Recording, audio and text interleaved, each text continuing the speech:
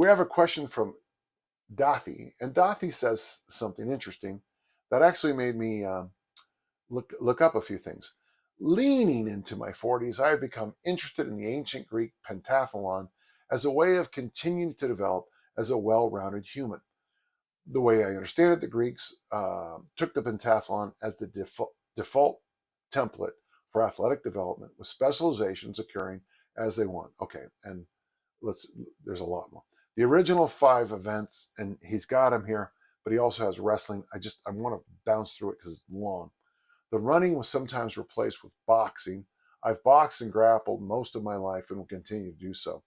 I'm a fairly good runner and jumper, but I have very little experience with the throwing arts. My question is, how would you go about organizing the training year round? I foresee training seasonally. I like that. And what would be the first steps in the discus and javelin, since these are my weakest? I would like to get to the intermediate level as fast as possible. I have plenty of training time available, but let's just say I tap out at 11 hours a week. I'm in no rush. Well, that got me. Now, here in the United States, in masters athletics, we still use the pentathlon.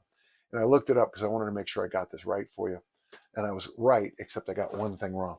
It's the long jump, the running long jump, the javelin, the 200 meters, the discus, and the 1500 meters.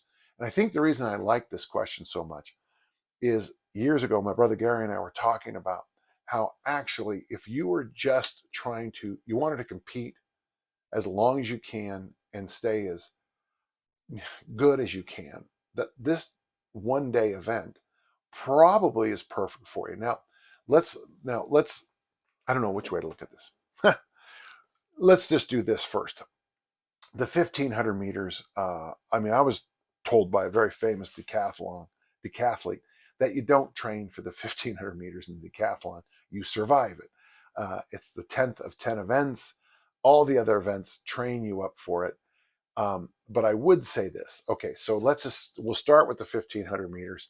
And one of the things I'd recommend that you do, I always call them Bagel 5Ks, but because everybody, it's usually fundraisers, those 5Ks for, for the dog pound, for, cat rescue, there's 5Ks in Salt Lake. It seems like every weekend.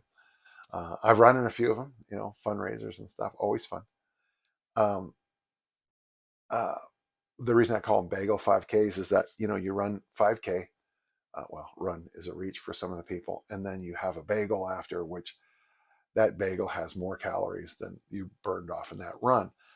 One of my former students worked at a famous bagel place here in Salt Lake, and she wouldn't tell me how many calories were in one of the bagels.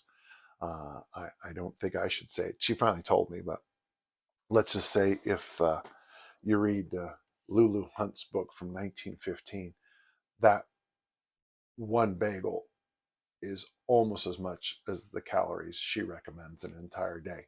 One bagel and just a little bit more will be your entire your entire calorie intake. Now, the 5K is more than 3 times the event, but if you run up, I don't know, maybe just 1 or 2 might even be pushing a little bit, but certainly 1 5K a month. And I'd love it if it was fundraisers because then you meet people and it's fun, and it's great for your social life, your personal life. But maybe 1 of those a month, just to get used to it. It'd be nice to see those times come down. But you want to get in. Now, I don't like this idea called garbage miles, but you do need, I think, to run a good 1500 appropriately, you need some overlong distance. Between your warm-ups, your cool down, your standing long jump work, and your 200 meters work, that will be the bulk of that one bagel run a month will be the bulk of what I think you need for the 1500 meters. That your normal training, and then that one run will be most of it. To train the 200 meters, I would recommend something along the lines of what Barry Ross does, and I think that's going to also help you with the standing long jump. Basically, and if you read my work or you read Barry's work, you'll get the programs. But I think it's in attempts. I know it's an Easy Strength Omni book, but he was a big believer.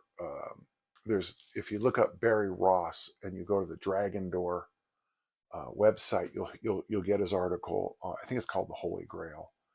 But what you probably want to do, and I don't think it's a bad idea, you know, looking over this, a minimalist weight program. Now, this, folks, just remember, he's into his 40s. He's probably not going to be the Olympic champion because there is no pentathlon at the Olympic. Well, there's a modern pentathlon, but not a track and field pentathlon. I'm just trying to encourage this person to enjoy this. I think you can get away with the minimalist program. Now, like we could just say just as easy as an easy strength template, but I'd recommend that you do the, like the easy strength for fat loss template. Like, so a vertical press, military press, pull-ups. Pull-ups are going to be good for the javelin. Some kind of hinge, some kind of heavy hinge. That's your deadlift family. Ab wheel, because I think the ab wheel helps everybody. A loaded carry. Now you'll notice I didn't have swings or anything else in, but I gave you a simple template. Vertical press, pull-ups probably, some kind of hinge, a deadlift, ab wheel, set of 10, a loaded carry. The loaded carries for you probably be suitcase carries because that'll build up that, well, according to Stu, I mean, that's the best thing you can do for throwing, striking, and all the rest. So let's look at what we have as a month. We got the Bagel run at least once a month, twice in the deep off season, whenever that is, probably fall or winter, depending on your weather. In the weight room, it's easy strength, and I would just make it as simple as possible. Here, 3 sets of 3. Vertical press, pull up. If 3 sets of 3 is too light, you add load, which is going to be good for you. 3 sets of 3 and a rack deadlift, set of 10 in the ab wheel, suitcase carry down and back. And now, of course, it comes to the 2 events you know nothing about, the javelin, the discus. You're going to go to my website. You're going to pull out a contrarian approach to the discus, and you're going to do your best to follow along. On the javelin, I want you to buy yourself a turbo javelin, turbo jav. But I also want you to get maybe a 1 or 2 kilo ball. So remember this. So when I work with the javelin throw now, we throw the javelin this way, but we also take 1 and 2 kilo balls and throw them behind us, backwards. Also, the 1 and 2 kilo balls, two-handed, the whole, everything you can overhead. It'll not only be good for you, it'll be good for your balance long term in your shoulders. With the left hand, I do want you to do some throwing forward, and I want you to do some throwing backwards, just to make sure you keep everything in balance, and you'll be glad for it. Equipment-wise, then, to do this, you're going to need, well, register at some Bagel 5Ks. You're going to need a power ball for the discus drills I show you. You're going to need a broomstick. You're going to need a turbo jav and a small throws ball, and then a barbell and a place to hang and do pull-ups. And there you go.